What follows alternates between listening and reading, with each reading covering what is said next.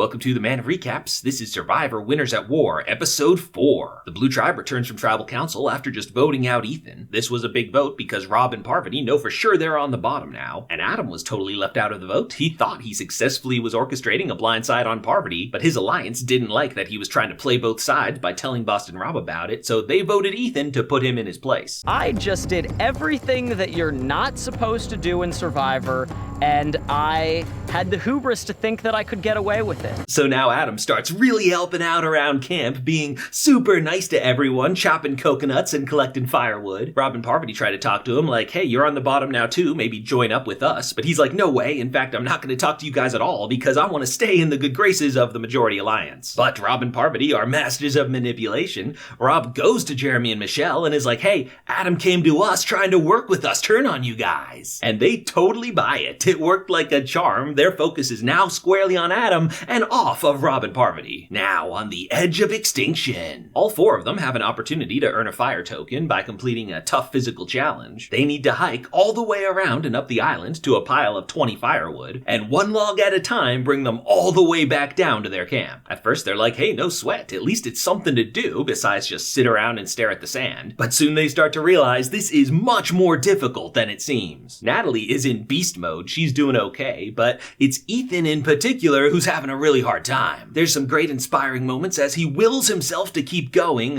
talking about his battle with cancer and all that stuff. Eventually though, he does pass out. Medical has to come and be like, hey, maybe just take a break for a little bit. But eventually he does get back up. You can't keep Ethan down. 3 girls had already finished, but they decide to go back with him for the final log, and it's a real inspiring Survivor moment. The Red Tribe, meanwhile, is having a ton of fun. They haven't been to Tribal Council in a long time, so they're basically on vacation. On the surface, they're one big happy tribe, but we know their secret alliance is already formed. The big one is Yule's alliance, the unconnected players. They've kept it on the down low, but Tyson sort of suspects it. Wendell, Nick, Yule, and I don't even know who the last one is. Sophie, so under the radar that I did not even know her name. Now, once again, immunity is back up for grabs, as well as a great reward this week, chickens. Since Red is 2 extra people, they have to sit some, and Sandra immediately volunteers. Parvati kind of makes fun of her for it, but there's no shame in it. Sandra knows what her strengths are, and they are not physically demanding challenges like this. 4 people have to swim and pull the boat over to the next platform, where the other 3 have to climb up and jump to retrieve a set of keys. Normally, jumping for keys like this is not a big deal, but they've hung them really high up there. The Red Tribe had some taller people in the boat, so they get it pretty quickly. But the Blue Tribe put their smallest people in there since they had to swim and carry them, and Parvati can literally not reach these. Adam manages to get one, barely, but for Parvati and Denise, it's just never going to happen. So the Red Tribe has a huge lead on the puzzle, while Adam just keeps trying and failing. Finally, though, Adam gets it, and the Blue Tribe races to catch up. It seems impossible, but Rob and Michelle, puzzle masters, are doing it very quickly, and it seems like the Red Tribe had messed up the very bottom of their puzzle.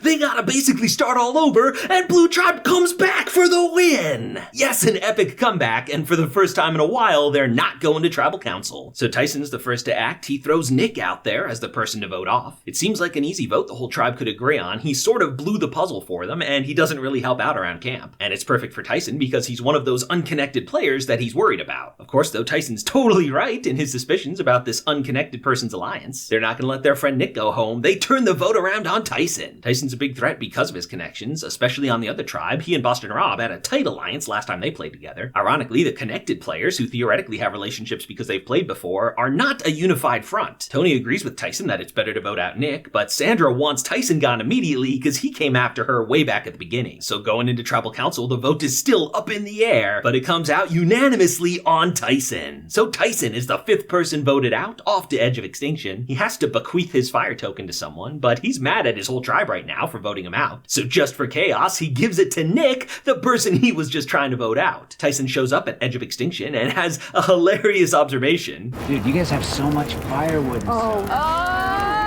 And that's how episode 4 comes to an end. Hit that subscribe button for more of the best recaps of TV and movies, and click the join button to support the channel and be a recap champion.